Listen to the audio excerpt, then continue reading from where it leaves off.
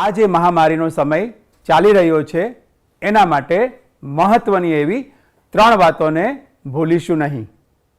આ 3 વાતો તમને યાદ જ છે. યોગ્ય રીતે માસ્ક પહેરવું, વારંવાર હાથની સફાઈ કરવી અને યોગ્ય અંતર જાળવવું.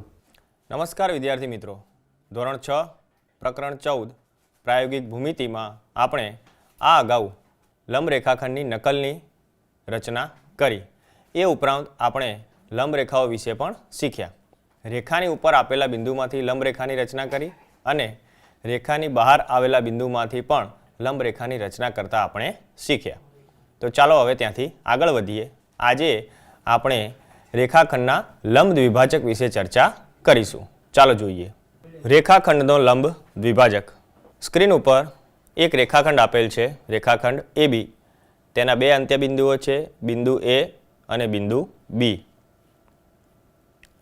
હવે કોઈ એક રેખા આપણે એવી રીતે દોરીએ કે જેથી AB રેખાખંડના 2 સરખા ભાગ થાય. એટલે કે AB રેખાખંડની જે લંબાઈ છે તેને બરોબર મધ્યમાંથી કાપે તે રીતે કોઈ રેખાખંડની આપણે રચના કરવી છે. આપ સ્ક્રીન ઉપર જોઈ શકો છો, જે ઊભી રેખા છે તે AB રેખાખંડના બરાબર 2 સરખા ભાગ કરે છે. તેને 2 બિંદુઓ છે, 2 અંત્યબિંદુઓ X અને Y. એટલે કે XY રેખાખંડ એ AB રેખાખંડના 2 ભાગ કરે છે. XY રેખાખંડ AB રેખાખંડને જે બિંદુએ છેદે છે તે છેદ બિંદુને આપણે P નામ આપ્યું છે. હવે ખૂણો APX અથવા ખૂણો XPA એનું માપ આપણે જોઈએ. એ ખૂણો 90 અંશનો છે. એટલે કે જે રેખાખંડ આપેલા રેખાખંડને બરાબર 2 ભાગમાં વહેંચે અને છેદ બિંદુ આગળ 90 અંશનો ખૂણો રચે તેને રેખાખંડનો લંબ દ્વિભાજક કહેવાય. ચાલો આપણે એની વ્યાખ્યા જોઈએ. અહીં XY રેખાખંડ એ AB રેખાખંડને લંબ છે, કારણ કે ત્યાં 90 અંશનો ખૂણો રચાય છે. આપણે શીખી ગયા છીએ જ્યાં લંબ રેખાખંડ હોય ત્યાં 90 અંશનો ખૂણો રચાય છે. તથા AB રેખાખંડના 2 સરખા ભાગ પણ કરે છે. એટલે કે AB રેખાખંડને દુભાગે છે. તેથી અહીં આકૃતિમાં આપેલ XY રેખાખંડ એ AB રેખાખંડનો લંબ દ્વિભાજક ગણાય. જો વિદ્યાર્થી મિત્રો, સ્ક્રીન ઉપર એક લંબચોરસ કાગળ છે. આ કાગળને આપણે બરાબર વચ્ચેથી ગળી પાડીને વાળીએ.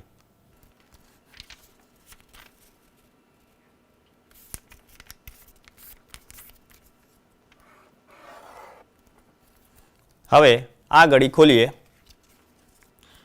ગળી આગળ આપણે એક રેખા જોઈ શકીએ છીએ. તેને આપણે હાઇલાઇટ કરી દઈએ.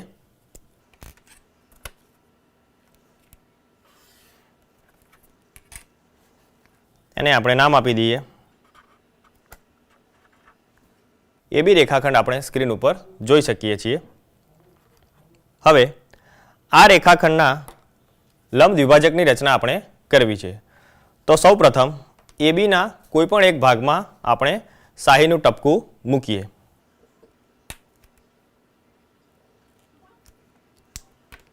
બીજી બાજુના ભાગને બરાબર એની પર વાળીને દબાવી દઈએ, જેથી શાહીના ટપકાની છાપ બીજી બાજુએ પડશે. ગળી ખોલતા આપણને ઝાંખું ટપકું દેખાય છે. હવે આપણે કરેલ ટપકું અને છાપ પડેલ ટપકું એ બંને ટપકાને જોડી દઈએ.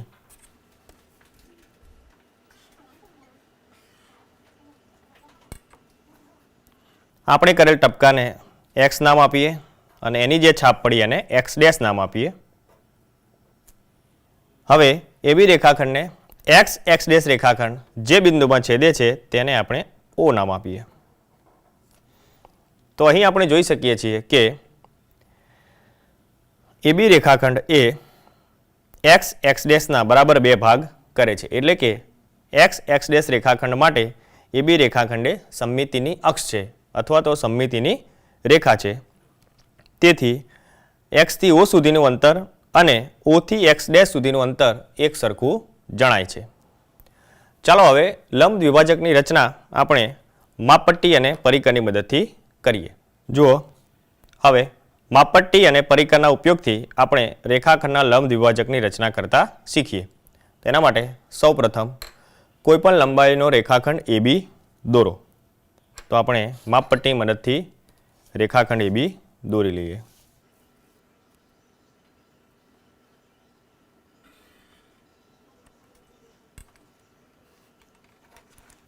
રેખાખંડના અંત્યબિંદુને નામ આપી દઈએ A અને B.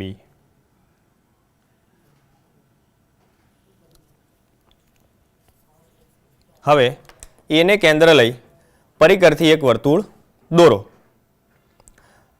પણ અહીંયા ધ્યાન એ રાખવાનું છે કે ત્રિજ્યા AB રેખાખંડની લંબાઈથી અડધા કરતાં વધારે હોવી જોઈએ. તો પરિકર એ રીતે આપણે ખોલી અને ABના અડધા ભાગ કરતાં વધારે ભાગ આવે તેટલી ત્રિજ્યા લઈ એને કેન્દ્ર બનાવવાનું છે. એટલે કે એ ઉપર પરિકરની અણીવાળી ધાર મૂકી એક વર્તુળની રચના કરીએ.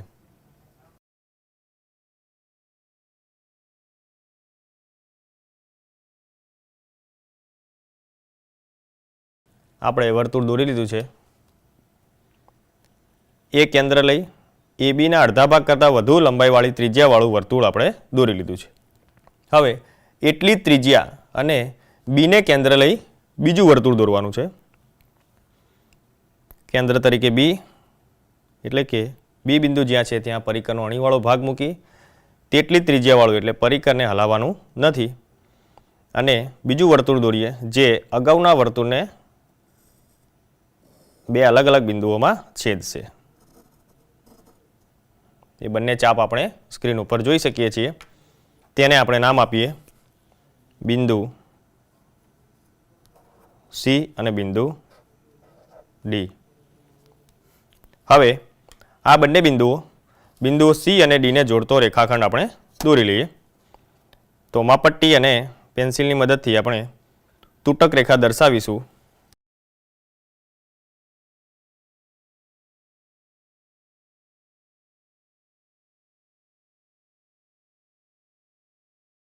AB રેખાખંડને CD રેખાખંડ જે બિંદુએ છેદે છે એ બિંદુને આપણે O નામ આપીશું.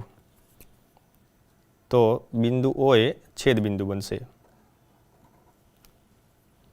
તો અહીં CD રેખાખંડ એ AB રેખાખંડનો લંબ દ્વિભાજક આપણને મળી ગયો છે.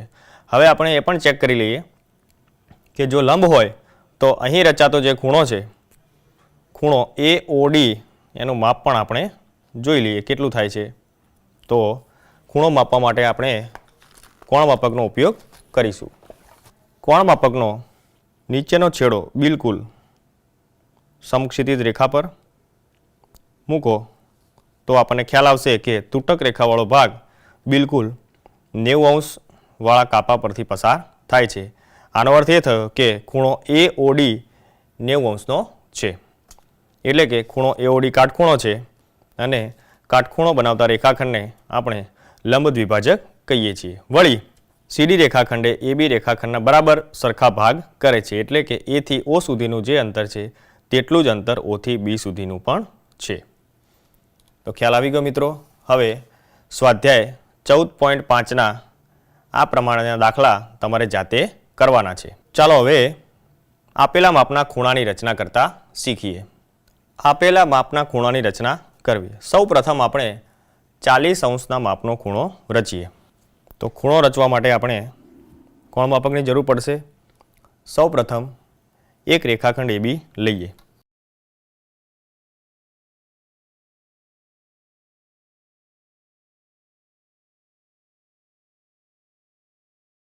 રેખાખંડ AB. હવે બિંદુ એ જ્યાં છે ત્યાં કોણ માપકનો ઉગમ બિંદુનો ભાગ મૂકો. કોણ માપકને એ રીતે સેટ કરો કે જેથી AB રેખાખંડ 0° અને 180° વાળી રેખામાંથી પસાર થાય. તો આપ સ્ક્રીન ઉપર જોઈ શકો છો. હવે A થી B તરફના છેડા પર જ્યાં 0 લખ્યું છે ત્યાંથી આપણે ગણતા જઈએ તો 10°, 20°, 30° અને 40°. અંદરના ભાગે જ્યાં 40° લખેલ છે તે કાપાને બરાબર નિહાળી ત્યાં આગળ બિંદુ લઈએ. હવે કોણ માપક હટાવી લઈએ. આ બિંદુને સી નામ આપીએ. બિંદુ સી. હવે બિંદુ એ અને સીને જોડતું કિરણ દોરીએ. એમાંથી નીકળતું કિરણ સીમાંથી પસાર થાય તે રીતે આપણે દોરીએ.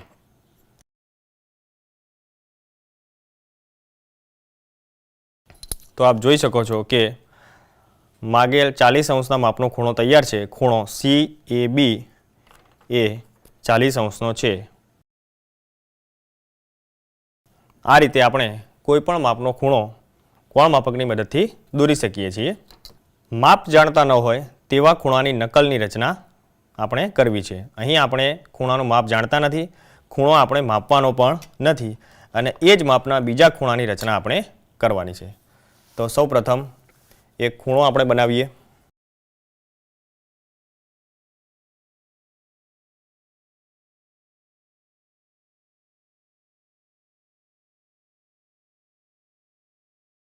તેને ખૂણો એ નામ આપીએ. આ ખૂણો કેટલા અંશનો છે જે આપણે જાણતા નથી અને આપણે તેને માપવાનો પણ નથી. તો આ જ ખૂણાની નકલ કરવા માટે સૌપ્રથમ આપણે એક રેખાની રચના કરીએ.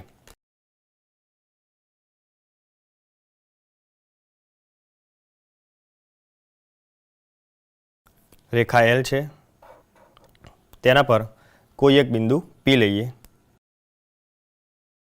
P એ રેખા L પરનું બિંદુ છે. હવે પરિકરની અણીને એ પર મૂકો અને એક ચાપ દોરો. આ ખૂણા પર એને કેન્દ્ર લઈ આપણે એક ચાપ એ રીતે દોરીએ કે જેથી એમાંથી નીકળતા બંને કિરણોને એ ચાપ છેદે.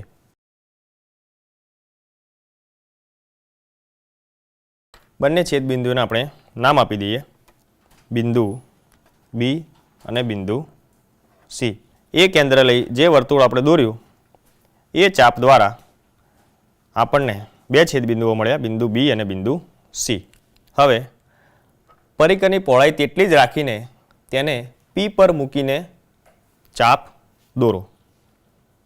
એટલે કે આપણે જ્યાં ખૂણાની રચના કરવાની છે ત્યાં આગળ P બિંદુને કેન્દ્ર બનાવી આપણે ચાપ દોરવાનો છે. એટલી જ ત્રિજ્યાવાળો ચાપ આપણે દોરીએ. ચાપ L રેખાને જે બિંદુમાં છેદે છે તે બિંદુને આપણે Q નામ આપીએ. B થી C સુધીનું અંતર આપણે પરિકરની મદદથી માપી લેવાનું છે. એટલે કે પરિકરનો અણીવાળો ભાગ B પર મૂકો અને પેન્સિલનો છેડો C પર આવે ત્યાં સુધી પેન્સિલ ખોલવાનો પ્રયત્ન કરો. આપ જોઈ શકો છો પરિકરનો અણીવાળો ભાગ B પર અને પેન્સિલવાળો ભાગ C પર છે. હવે Qને કેન્દ્ર રાખી એટલી ત્રિજ્યાનો ચાપ આપણે મારીએ જે અગાઉના વર્તુળને કોઈ એક બિંદુમાં છેદે છે. તેને આપણે R નામ આપીએ. હવે બિંદુ P અને Rને આપણે જોડી દઈએ.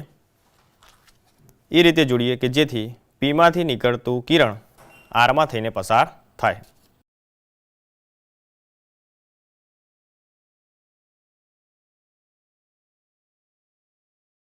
આપ જોઈ શકો છો કે અહીં આપેલ જે ખૂણો છે ખૂણો CAB એટલા જ માપનો ખૂણો RPQ તૈયાર છે.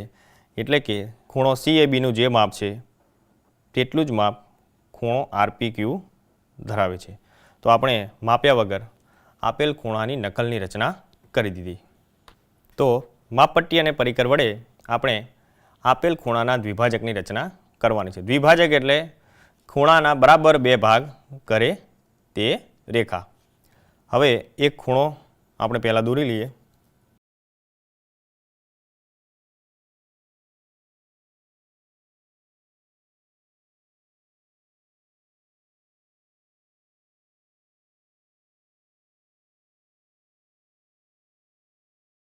આ ખૂણાને ના માપને બરાબર બે ભાગમાં વહેંચે તેવી એક રેખાની રચના આપણે અહીંથી કરવાની છે, પણ માપપટ્ટી અને પરિકરની મદદથી. સૌપ્રથમ પરિકરથી એને કેન્દ્ર લઈ એક ચાપ દોરો જે એ ખૂણાના બંને કિરણોને છેદે. તો સૌપ્રથમ એક ચાપ લઈએ આપણે, કેન્દ્ર એ લઈ અનુકૂળ ત્રિજ્યાવાળું આપણે વર્તુળ દોરીએ અને તેની ચાપ મારીએ જે એમાંથી નીકળતા બંને કિરણોને અલગ અલગ બિંદુઓમાં છેદે. એ બિંદુઓને નામ આપીએ. બિંદુ બી અને બિંદુ સી. હવે બીને કેન્દ્ર લઈ લંબાઈ બીસીના અડધા કરતાં વધુ ત્રિજ્યા લઈ ખૂણા એના અંદરના ભાગમાં આપણે ચાપ મારવાનો છે. કેન્દ્ર તરીકે બી લઈએ અને બીસીનું જે માપ છે એના અડધા માપ કરતાં થોડી વધારે ત્રિજ્યા લઈ આપણે ચાપ મારવાનો છે. ચાપ ખૂણાના અંદરના ભાગમાં મારવાનો છે. એટલી જ ત્રિજ્યાવાળો ચાપ આપણે હવે સીને કેન્દ્ર લઈ મારીએ. કેન્દ્ર તરીકે સી એટલે કે પરિકરનો અણીવાળો ભાગ સી ઉપર અને બીજી ચાપ મારીએ તેટલી જ ત્રિજ્યાવાળો જે અગાઉના ચાપને કોઈ એક બિંદુએ છેદે. તે છેદ બિંદુને આપણે નામ આપીએ બિંદુ ડી. હવે એ અને ડીને જોડો એટલે કે એમાંથી નીકળતું કિરણ એવી રીતે રચો જે ડીમાંથી પસાર થાય. તો માપપટ્ટીની મદદથી આપણે એડી કિરણની રચના કરીએ.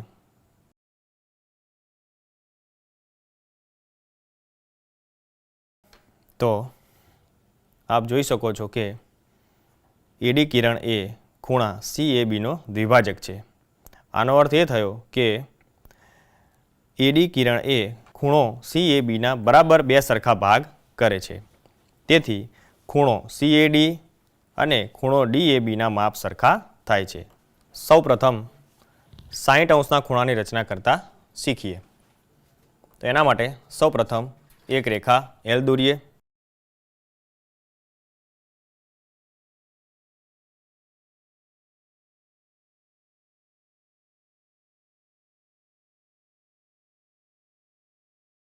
તેના પર બિંદુ O લઈએ.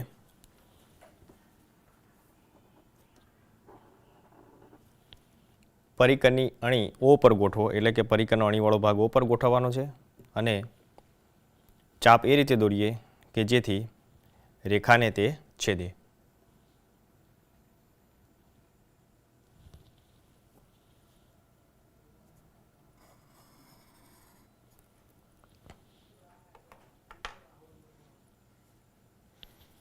રેખા પરના બીજા બે બિંદુઓ લઈ લઈએ, બિંદુ P અને બિંદુ Q. એટલે આ થઈ ગઈ રેખા PQ. તો રેખા PQ પર O કેન્દ્ર લઈ આપણે જે ચાપ રચ્યો તે કોઈ એક બિંદુમાં છેદે છે એ બિંદુને નામ આપીએ બિંદુ A. હવે એને કેન્દ્ર લઈ તેટલી જ ત્રિજ્યામાંથી બીજી ચાપ દોરો જે O માંથી પસાર થાય. કેન્દ્ર તરીકે હવે બિંદુ A લેવાનું છે અને તેટલી જ ત્રિજ્યાવાળું બીજું વર્તુળ લેવાનું છે જે O માંથી પસાર થાય.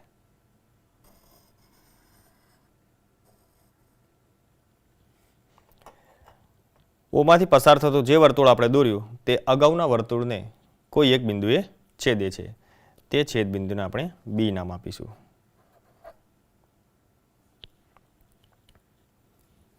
હવે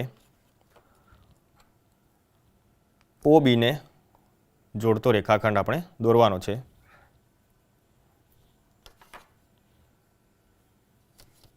તો O માંથી નીકળતું એવું કિરણ દોરીએ જે B માંથી પસાર થાય.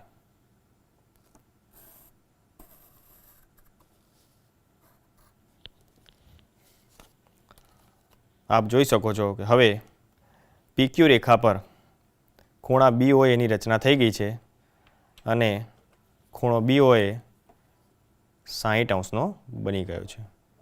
તો કોણ માપકનો ઉપયોગ કર્યા વગર માત્ર માપપટ્ટી અને પરિકરની મદદથી આપણે 60° ખૂણાની રચના આ રીતે ચાપ દ્વારા કરી શકીએ છીએ. ચાલો હવે બીજો એક ખૂણો જોઈએ. 30° ખૂણાની રચના કરીએ. તો એના માટે શું કરવું પડે? સૌ પ્રથમ આપણે 60° ખૂણાની રચના કરવી પડે, જે આપણે અગાઉ શીખી ગયા છીએ. ત્યારબાદ 60° ખૂણાનો દ્વિભાજક રચવો પડે.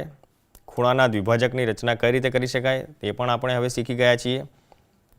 અને દ્વિભાજક વડે બનતા બંને ખૂણાઓ 30-30° થશે.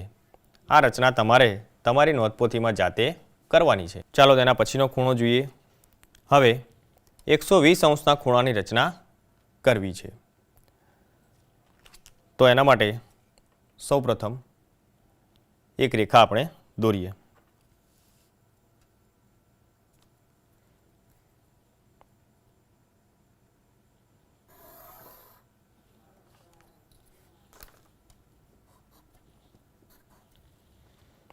રેખા પરના બે બિંદુઓ લઈએ, P અને Q.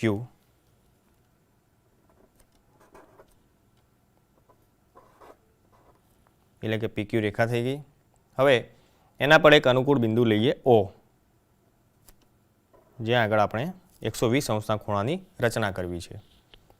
હવે પરિકરની અણીને O પર ગોઠવીને યોગ્ય ત્રિજ્યા લઈ ચાપ દોરો, જે PQ રેખાને કોઈ એક બિંદુમાં છેદે. O ને કેન્દ્ર લઈ અનુકૂળ ત્રિજ્યાવાળું વર્તુળ આપણે દોરવાનું છે.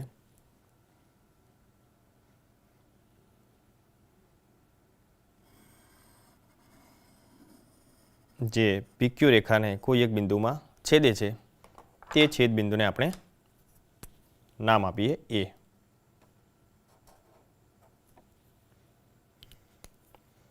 છેદ બિંદુ આપણને મળી ગયું એ. હવે પરિકરની પહોળાઈ બદલ્યા સિવાય, એટલે કે પરિકરને આપણે હલાવવાનું નથી, તે જ પહોળાઈવાળું આપણે બીજું વર્તુળ દોરવાનું છે અને એમાં કેન્દ્ર તરીકે લઈશું A. તો A ને કેન્દ્ર લઈ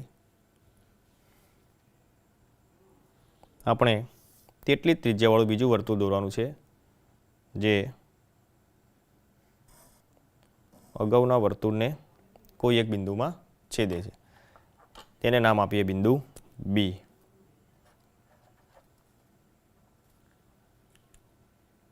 ફરીથી ત્રિજ્યા એની એ જ રાખીને B ને કેન્દ્ર લઈ બીજો ચાપ દોરીએ, જે આ વર્તુળને એક અન્ય બિંદુમાં છેદશે. તે છેદ બિંદુને નામ આપીએ બિંદુ C.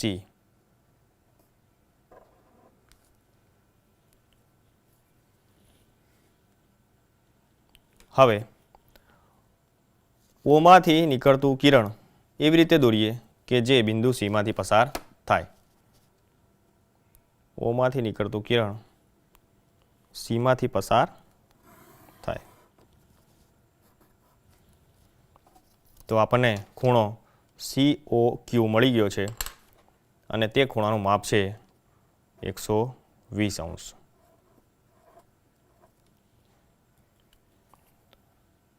તો જોયું ને મિત્રો, માત્ર માપપટ્ટી અને પરિકરના ચાપ દ્વારા આપણે કોણ માપકનો ઉપયોગ કર્યા સિવાય 120° માપના ખૂણાની રચના કરી દીધી છે. ચાલો હવે અન્ય એક ખૂણો જોઈએ. તે છે 90° ખૂણો. તો 90° ખૂણાની રચના કેવી રીતે કરી શકાય? કોઈ એક રેખા દોરો. તે રેખા પરના કોઈ એક બિંદુ આગળ તે રેખાને લંબ રચો, એટલે કે રેખા પર આપેલા બિંદુમાંથી તે રેખાને લંબ રેખાની રચના કરવાની છે, અને એ આપણે આની પહેલાંના એપિસોડ નંબર 2માં શીખ્યા છીએ. લંબ રેખાની રચના કરતાં 4 ખૂણાઓની રચના થશે. એ બનતા ચારેય ખૂણાઓ કેટલા અંશના હશે? 90° હશે. એટલે કે 4 ખૂણાઓ કાટખૂણા હશે. બરાબર? એટલે લંબ રેખાની રચના કરતાં મળતા ચારેય ખૂણાનું માપ આપણને 90° જ મળશે. ચાલો હવે સમય છે આજના સવાલનો. આજનો સવાલ છે, રેખાખંડના લંબ દ્વિભાજકથી કેટલા માપનો ખૂણો રચાય છે? 4 ઓપ્શન છે આપણી જોડે. એ 90 અંશ, બી 180 અંશ, સી 60 અંશ અને ડી 45 અંશ. જોયું ને મિત્રો, આજે આપણે કેટલી બધી નવી બાબતો શીખ્યા. સૌથી પહેલાં આપણે રેખાખંડના લંબ દ્વિભાજકની રચના કરી. ત્યારબાદ આપેલ માપનો ખૂણો કેવી રીતે દોરી શકાય તે આપણે કોણમાપકની મદદથી શીખ્યા. પછી કોઈ એક ખૂણો આપેલ હોય, એનું માપ આપણે ન જાણતા હોઈએ અને તેના જેવો જ બીજો ખૂણો આપણે દોરવો હોય તો પણ આપણે પરિકરની મદદથી દોરી શકીએ છીએ, એ પણ આપણે શીખ્યા. ત્યાર પછી વિશિષ્ટ માપના ખૂણાઓ એટલે કે 60 અંશનો ખૂણો, 90 અંશનો ખૂણો, 120 અંશનો ખૂણો, આ બધા પ્રકારના ખૂણા આપણે કોણમાપકનો ઉપયોગ કર્યા સિવાય માત્ર પરિકરની મદદથી કેવી રીતે દોરી શકીએ તે પણ આપણે જોયું. તો હવે મિત્રો મહાવરાનો સમય છે. સ્વાધ્યાય 14.5 અને 14.6ના જેટલા પણ પ્રશ્નો આપેલા છે તે તમારે તમારી જાતે સોલ્વ કરવાના છે અને તમારી નોંધપોથીમાં લખી તમારે તમારા વિષય શિક્ષકને એ બતાડવાના છે. ઘરે રહો, સુરક્ષિત રહો, મસ્ત રહો. આભાર.